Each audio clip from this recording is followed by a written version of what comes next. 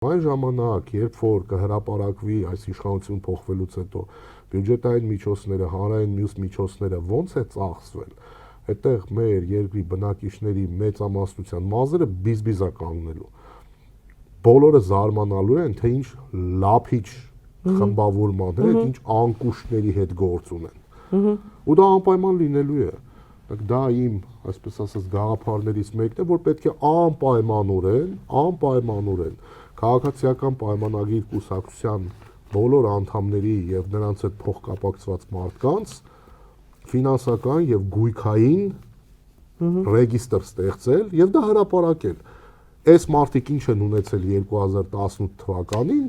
ինչ ունեն հիմա։ Ենթադրենք 2025, 26, 27, չգիտեմ, որ թվականի դրությամբ, որ իշխանափոխություն այս երկրում կլինի, այդ ժամանակվա դրությամբ ինչ ունեն։ Այս տարիներ ով էին, ինչ են դարել։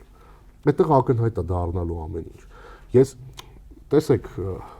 որևիցե տեսակի էմոցիա այս մարդկանց հետ կապված ես չունեմ։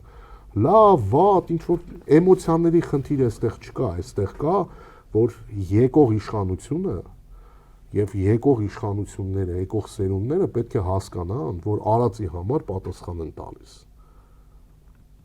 Որ արածի համար ի վերջո այս հասարակության մեջ պետք է այդ արժեքը դրվի, որ ամեն մարդ իր արածի համար վերջում պետք է պատասխան տա։ Հա, բայց ոչ թե պվերցնեն ու փախնեն հետո։ Թալան գորալով եկել ու պարզվում է, որ իրանցից մեծ թալանչի գոյություն չունի։ Դա պարզվելու է, դա թվերով բոլորը տեսնելու են։